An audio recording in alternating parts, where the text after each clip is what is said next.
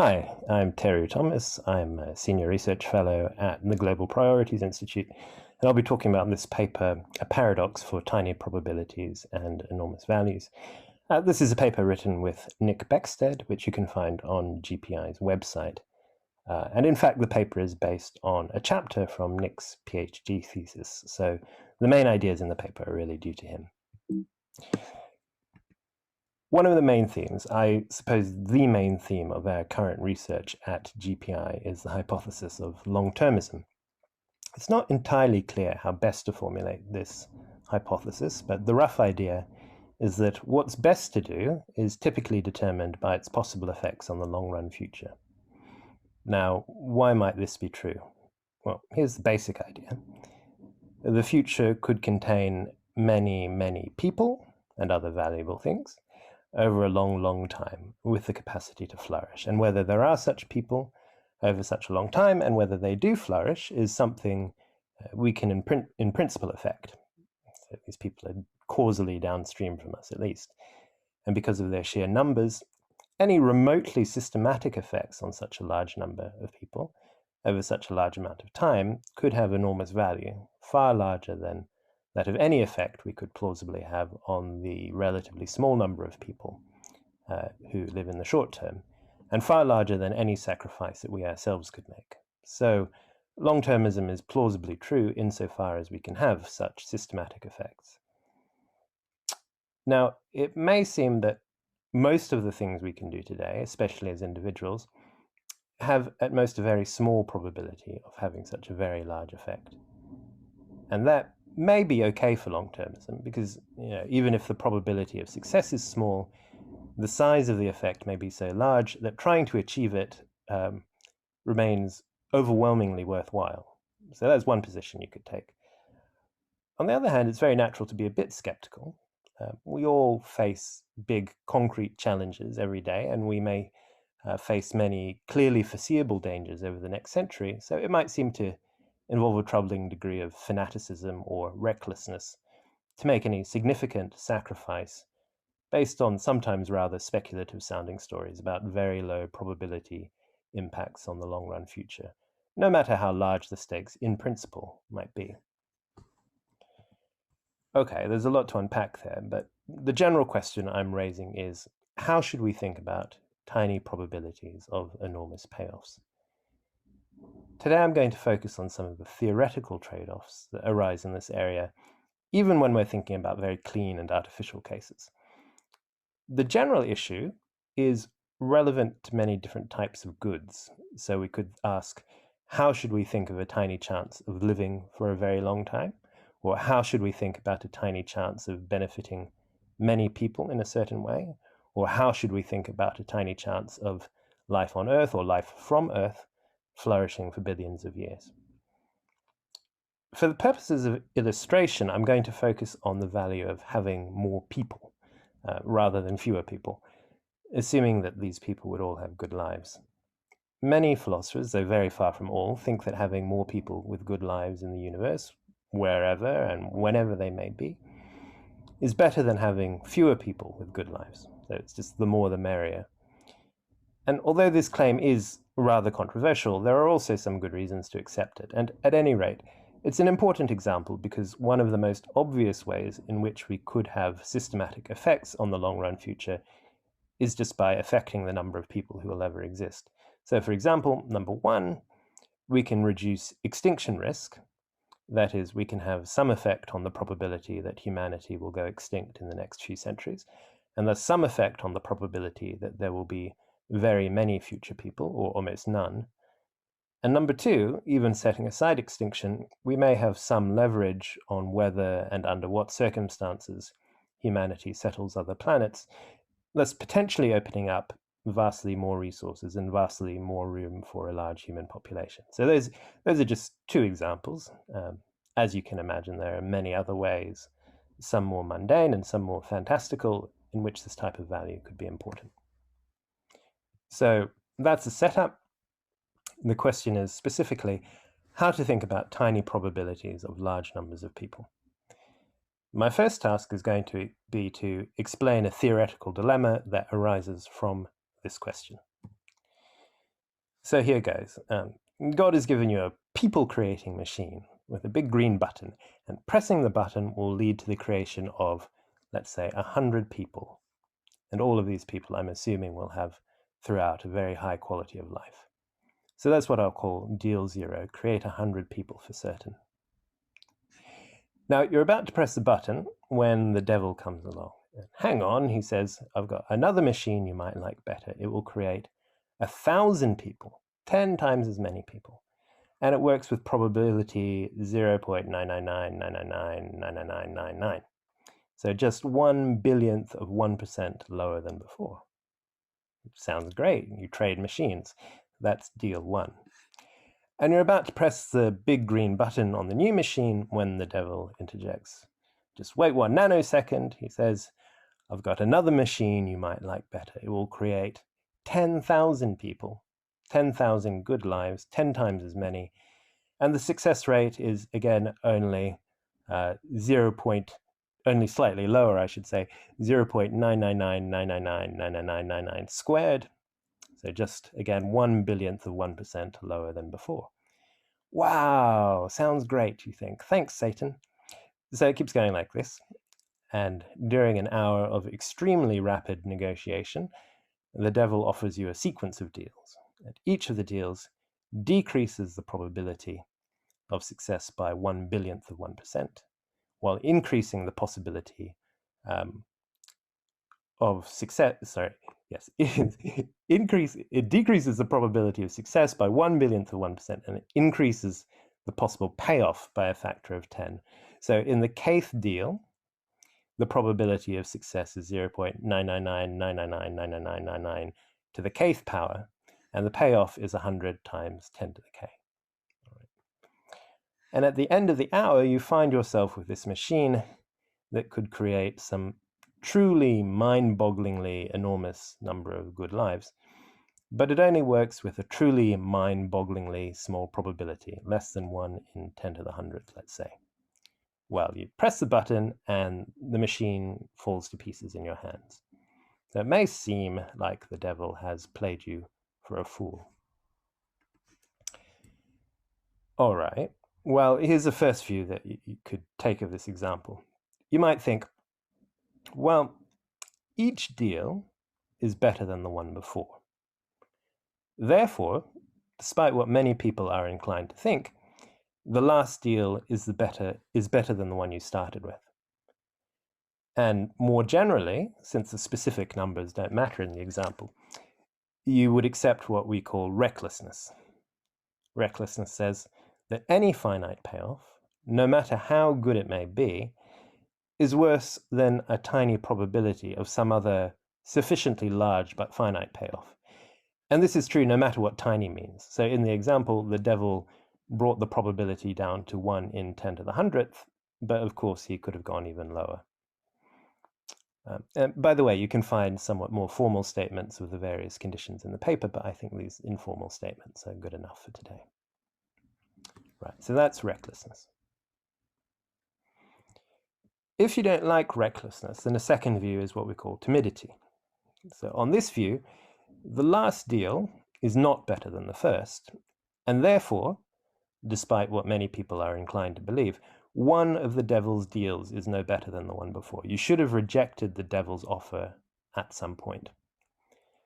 So, therefore, sometimes a 1/100000th of 1% decrease in the probability of success cannot be outweighed by a tenfold increase in the payoff. And more generally, since the specific numbers in the example don't matter, sometimes a tiny decrease in the probability of success cannot be outweighed by any increase in the payoff. And again, this is true whatever tiny means. In the example, we took a tiny decrease to mean 1/100000th of 1%, but we could have used any other standard. So that's the second horn of the dilemma, timidity. There is a third view, which we can call non-transitivity. So I was thinking before, if each deal is better than the one before, then the last deal is better than the first. But maybe this inference is invalid. So you might think, there are some cases where A is better than B, A is better than B and B is better than C, but A is not better than C. Right? This is non-transitivity. And some people, among philosophers, most famously Larry Temkin and Stuart Rachels, think that this is the correct view about other cases like this. But I won't consider non-transitivity in this talk. I'm just going to set it aside. Okay. So it seems we have to choose between recklessness and timidity. And the rest of this talk is about that choice. Both of these views seem strange to many people, but going beyond that immediate intuition, they both have fairly strange consequences, and I'm going to draw some of those out. First, though, just to emphasize, in this talk, I'm not assuming any particular theory of evaluation under uncertainty. However, there is a dominant theory of that kind, namely expected utility theory. So maybe it's worth just mentioning how things look from that point of view. If we assume expected utility theory, then it's not hard to see that, first of all, timidity is equivalent to having a bounded utility function. That is, it's equivalent to the claim that the utility of finite payoffs is bounded above. And by the same token, recklessness is equivalent to having an unbounded utility function, one that's not bounded above. And both unbounded and bounded utility functions lead to well-known difficulties within the context of expected utility theory. So what are the difficulties I have in mind? In the case of unbounded utility functions, we have a variety of problems related to the St. Petersburg gamble and related to Pascal's wager, and I'll talk about those a little later. In the case of bounded utility functions, we know that these lead to quite ridiculous degrees of risk aversion in certain cases, and there are also some quite subtle problems related to the idea of separability. So what I'm effectively explaining here is that some of these difficulties are very general. They're almost totally general in the sense that they arise directly from recklessness or directly from timidity, plus maybe some other weak background assumptions, but even without expected utility theory. Okay, so let's do it. There are lots of problems considered in the paper, and I'm just going to talk about one problem for timidity and one or two problems for recklessness. So here's the first problem.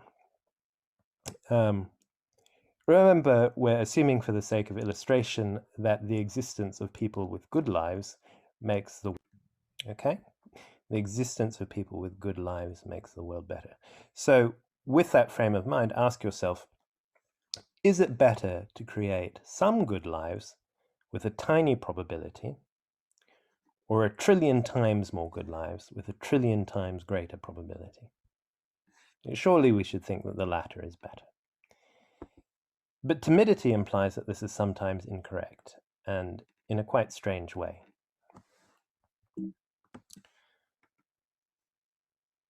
Let me be a bit more specific. Suppose the situation were like this. We can influence how many people there will be in our galaxy, but we have no influence over what happens in other galaxies. In fact, we have no real contact at any time with these other galaxies. Suppose it's like that. Then one might accept the following claim. Regardless of the situation in other galaxies, instead of creating some people with some probability in our galaxy, it would be better to create 1 trillion times more people with 1 trillion times greater probability. Right? And timidity forces us to deny this claim. Let me try to explain why. The case is slightly complicated and it's probably a bit hard to take in during a talk, but I'll try to explain it slowly. So we're comparing two different options, A and B. What happens when we choose one of these options? It depends on the outcome of a kind of cosmic coin toss at the beginning of the universe. So let P be the probability that the coin lands heads, and Q be the probability that the coin does not land heads or tails, it lands on its edge. Of course, it's extremely unlikely that the coin would land on its edge. Let's suppose that Q is only 1/trillionth of P. Okay, so that's the general setup. Now consider option A first. If the coin landed heads, or if it landed on its edge, then option A leads to the existence of little n people. Otherwise, on tails, to 0 people. I mean, it doesn't have to be literally 0. We can just think of 0 as some baseline number. Option B is different. It may lead to vastly more people, n plus x, where let's say x is 1,000,000,000,000 times bigger than n. But that only happens if the coin lands heads. So B leads to vastly more people than A does, but with slightly smaller probability. So that's the table. Now, timidity says that in some such case, B is not better than A. A tiny decrease in probability cannot, in some such case, be compensated by any increase in size. Okay, so according to timidity, in short, B is not better than A. But here's the thing. Suppose that the n people I've just highlighted, the n people who would exist on heads, would exist in a galaxy far away. So as far as these two options go, we have no influence on whether those people exist, or the probability that they exist, or any influence on them at all. So setting aside the situation in that other galaxy, option A only creates n people with a tiny probability Q, and B creates 1,000,000,000,000 times more people, x people, with 1,000,000,000,000 times greater probability. So according to the claim on the previous slide, B, which creates 1,000,000,000 times more people with 1,000,000,000 times greater probability, is better than A. And that's what we just saw timidity denies. So that's one of the problems with timidity. This seems to me a counterintuitive and unhappy result for timidity, but recklessness has its own problems, and I'll sketch 2 of them now. In this discussion, I'm going to use the following dominance principle, which I call outcome dominance, but it's the same thing that people usually call state-wise dominance in the literature. It says, if no matter what, the outcome of A will be at least as good as the outcome of B, then A is at least as good as B. This is a very popular and natural principle. I think there might be some reasons to deny it in full generality, but I'm going to apply it in some fairly simple cases where, on its own at least, it looks impeccable. The first problem I will mention is that recklessness essentially entails what we call infinity obsession. Infinity obsession is a claim that any finite payoff, no matter how good, is worse than any positive probability of an infinite positive payoff.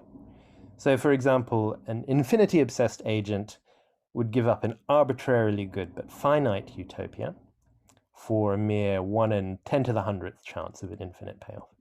And another famous example is Pascal's wager, which is roughly the thought that we should all have faith in the Christian God, just in case he exists, no matter how small that probability may be.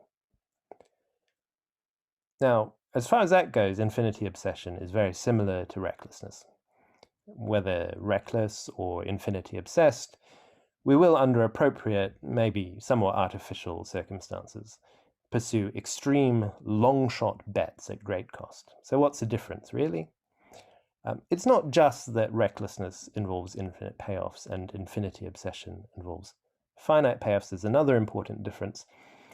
In the case of a merely reckless agent, there is, in any given situation, typically some possible evidence of failure, short of complete proof, that would cause him to give up on the long-shot bet.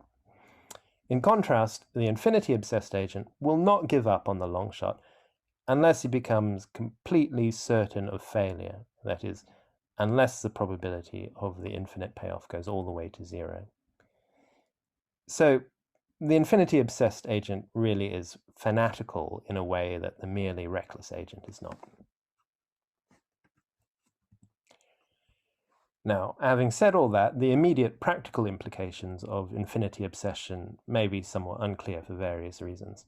But infinity obsession concerns arbitrarily small probabilities of infinite payoffs, and it's worth making the standard point that given an infinite universe, it's hard to entirely rule out infinite payoffs. For example, it's hard to entirely rule out the creation of infinitely many good lives. So infinity obsession and similar principles are practically relevant, at least to that extent. Okay.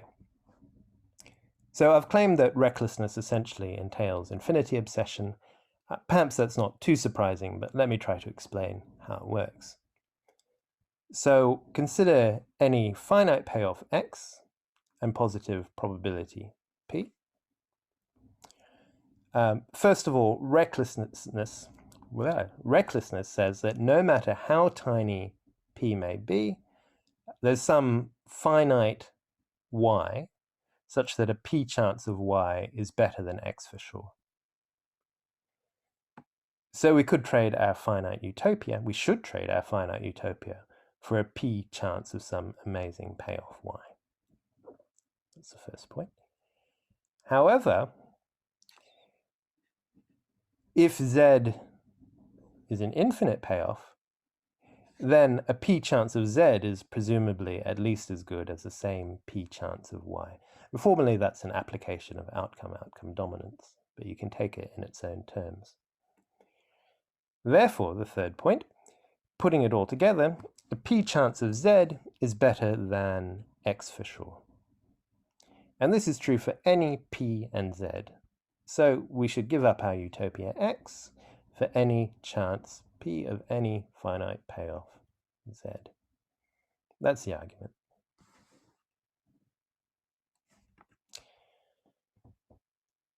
I'll now describe a second problem for recklessness of an even more theoretical nature. So far, I've relied on a dominance principle, which I called outcome-outcome dominance, and I'll continue to take that for granted. But if we do so, then recklessness leads to violations of another, almost equally attractive principle, which we call prospect-outcome dominance. So to make it especially nice, suppose that A and B are probabilistically independent prospects. If A is better than every possible outcome of B, then the principle is A is better than B. Okay, so if A and B are probabilistically independent, and if A is better than every possible outcome of B, then A is better than B. So why is this attractive? Now, suppose I have a choice between A and B. Prospect outcome dominance then reflects the following kind of reasoning. Should I take A or B? Well, if I found out the outcome of B, I would inevitably want to trade it for A, so I should just take A. Now you might ask, why do I require that A and B are probabilistically independent? You might think that the principle is pretty plausible even without that, and I agree, but it's nice for this argument that I just gave that when you find out the outcome of B, you don't learn anything about A. So you're really comparing some particular outcome of B with the whole prospect A. Okay, so why is it that recklessness violates prospect outcome dominance? In outline, the argument goes like this. So, first bullet point, given recklessness, there must be some prospect, C, that's better than every one of its own outcomes. Now that's already pretty weird, but we can turn it into a violation of prospect outcome dominance. So second point, if we take two independent copies of C, call them A and B, these are probabilistically independent, and because C is better than every one of its own outcomes, it follows that A is better than every possible outcome of B, and also B is better than every possible outcome of A. So prospect outcome dominance would say that A is better than B, and B is better than A. That's a contradiction. So given recklessness, prospect outcome dominance must be false. Okay, so this argument relies on this claim that there is a prospect C that is better than every one of its own outcomes. Why is that true? Well, I'm not going to go into the details here, but this problem may be familiar to many of you in the context of expected utility theory. There we have the famous example of the St. Petersburg gamble. So this gives a 1 over 2 to the n chance of 2 to the n units of utility. And this St. Petersburg gamble has infinite expected utility, even though each outcome only has finite utility. So it would seem, this is a bit hand-wavy, but you can turn it into a proper argument, that the St. Petersburg gamble is better than every one of its own outcomes. And the general construction is really the same, but using recklessness to generate an analogous sequence of higher and higher value outcomes. Okay, so the last couple of arguments have been pretty technical, and it may have been difficult to follow some of the details. If you're watching on video, then I guess you can go back and pause and try to sort through the details, or just look in the paper. But I really just wanted to get the rough idea across. And here's the upshot. Many of the philosophical and theoretical problems that are traditionally associated with an unbounded utility function in the context of expected utility theory arise directly from recklessness without needing expected utility theory. So first of all, we have infinity obsession, which you may recognize is related to the classical problem of Pascal's wager, and we have a certain kind of dominance failure that is closely related to the St. Petersburg gamble. Let me wrap up. So I presented a dilemma between recklessness and timidity. And roughly speaking, recklessness encourages us to take extreme long-shot bets, while timidity is something like an extreme form of risk aversion.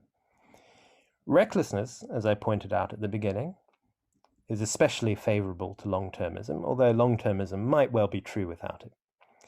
And more than that, recklessness would tend to turn our attention towards certain speculative-seeming causes within long-termism. For example, it might turn our attention to certain kinds of long-shot bets on infinite payoffs, as we saw in discussing infinity obsession. But be that as it may, both views, recklessness and timidity, seem to face serious worries and objections, which I think deserve further consideration. So thanks very much for listening.